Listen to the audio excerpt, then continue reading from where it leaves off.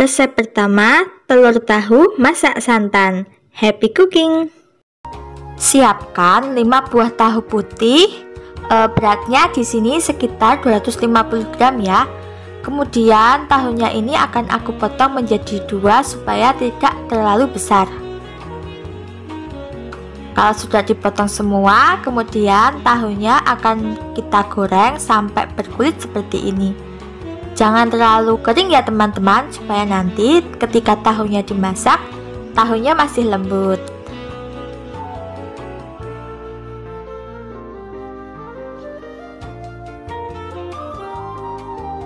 Lanjut, kita siapkan bumbu halusnya.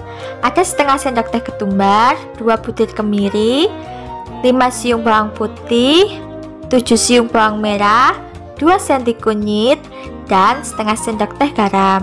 Semua bumbu ini akan kita ulek sampai halus. Nah, seperti ini cukup, sudah halus ya. Kemudian bumbu halusnya ini akan kita tumis menggunakan 3 sendok makan minyak goreng. Tumis menggunakan api kecil ya teman-teman. Masukkan 1 batang serai yang sudah digeprek, 3 senti lengkuas yang sudah digeprek, 2 lembar daun salam, 2 lembar daun jeruk yang sudah dibuang tulang tengahnya. Tumis sampai bumbunya matang dan tidak berbau langu lagi. Nah, seperti ini cukup, bumbunya sudah matang, sudah tidak berbau langu lagi. Kemudian masukkan 750 ml santan dari setengah butir kelapa. Bisa juga menggunakan santan instan maupun fiber cream ya teman-teman. Aduk-aduk sampai santannya mendidih. Nah, ini santannya sudah mendidih ya. Kemudian masukkan 5 butir telur ayam rebus yang sudah dikupas kulitnya.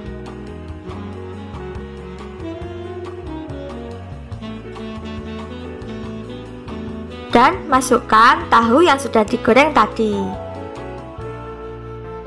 Aku menambahkan juga 8 buah cabai rawit merah utuh ya, supaya nanti kalau yang mau pedas, lomboknya tinggal diceplos deh.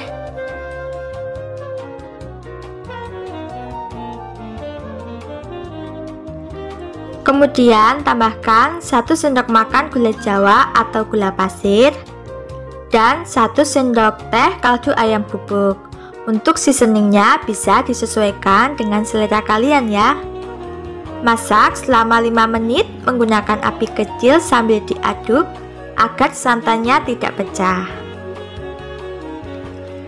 Setelah 5 menit dimasak, bisa dilihat ya teman-teman, kuahnya sudah mulai cantik.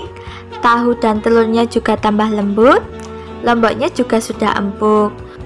Biar tambah komplit, aku menambahkan 6 helai kacang panjang yang sudah dipotong-potong seperti ini. Kalian juga bisa menggantinya dengan sayuran lain ya. Masak hingga kacang panjangnya ini matang dan kuahnya kembali mendidih. Nah teman-teman, ini sayur telur tahunya sudah matang ya, siap untuk disajikan. Resep kedua, telur ceplok sambal teri. Selamat mencoba.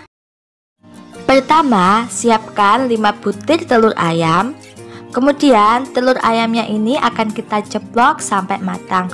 Usahakan gorengnya sampai berkulit seperti ini ya teman-teman, supaya nanti kalau dimasak lagi telurnya tidak mudah hancur. Lakukan semua sampai telurnya selesai diceplok. Kemudian sisihkan terlebih dahulu. Lanjut, ada 50 gram ikan teri. Ini kalau di Jogja namanya teri gundul ya teman-teman. Kemudian ikan teri ini direndam air panas, kemudian dicuci bersih untuk mengurangi kadar garamnya. Kemudian ikan teri ini digoreng sampai kering atau garing seperti ini. Kemudian sisihkan terlebih dahulu. Untuk bahan sambalnya, aku menggunakan 2 siung bawang putih, 7 siung bawang merah, 8 buah cabai merah keriting, 8 buah cabai rawit merah, 1 buah tomat merah ukuran besar, dan setengah sendok teh garam. Untuk cabenya bisa disesuaikan dengan selera masing-masing ya. Kemudian haluskan sampai halus kurang lebih seperti ini. Lalu tumis sampai bahan sambalnya ini wangi. Aku menggunakan minyak bekas menggoreng ikan tadi ya teman-teman.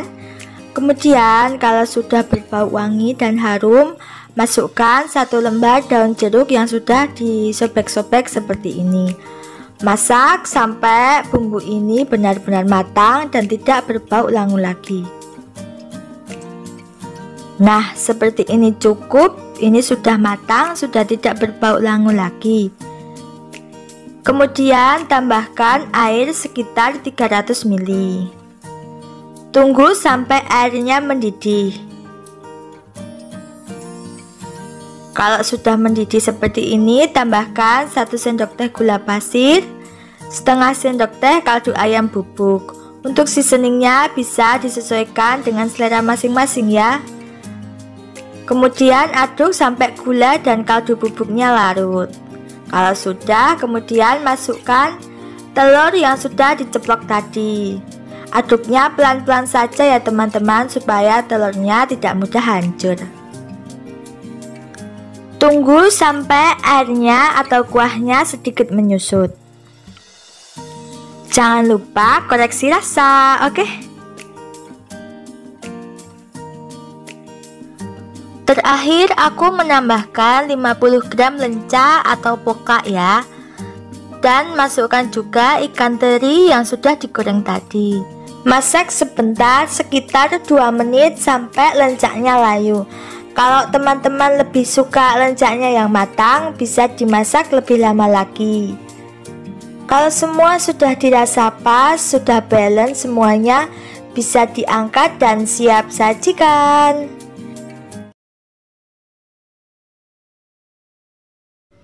Resep ketiga, telur ceplok tauge kuah pedas. Happy cooking! Siapkan 4 butir telur, kemudian diceplok sampai matang. Usahakan ceploknya sampai berkulit seperti ini ya teman-teman, supaya nanti kalau dimasak lagi tidak mudah hancur. Lakukan semua sampai telurnya habis. Nah, sekarang aku akan menghaluskan 4 siung bawang putih, 7 siung bawang merah, 6 buah cabai rawit merah, 6 buah cabai merah keriting, bisa juga pakai cabai merah besar ya, dan kurang lebih 3 sendok makan minyak goreng, bisa juga menggunakan air. Kemudian akan aku haluskan sampai halus. Nah, hasilnya jadi seperti ini ya teman-teman. Kemudian aku akan tumis bumbunya di wajan. Aku tidak menambahkan minyak lagi ya teman-teman, karena tadi saya memblendernya sudah pakai minyak. Tambahkan juga 2 lembar daun salam, 3 cm lengkuas yang sudah digeprek. Tumis sampai bumbunya benar-benar matang dan tidak bau langu lagi ya. Nah, kurang lebih seperti ini hasilnya. Kemudian tambahkan 1 sendok makan udang rebon. Aku sarankan udang rebonnya jangan di skip ya. Kalau tidak ada udang rebon, bisa juga diganti dengan teri nasi. Kalau udang rebonnya sudah matang, kemudian aku tambahkan 400 ml air. Tunggu airnya sampai mendidih ya. Kalau sudah mendidih kembali seperti ini, masukkan setengah sendok teh garam, setengah sendok teh kaldu bubuk, 1 sendok teh gula pasir. Untuk seasoningnya bisa disesuaikan dengan selera kalian ya. Kalau gula dan garamnya sudah larut, kemudian masukkan telur ceplok yang sudah digoreng tadi.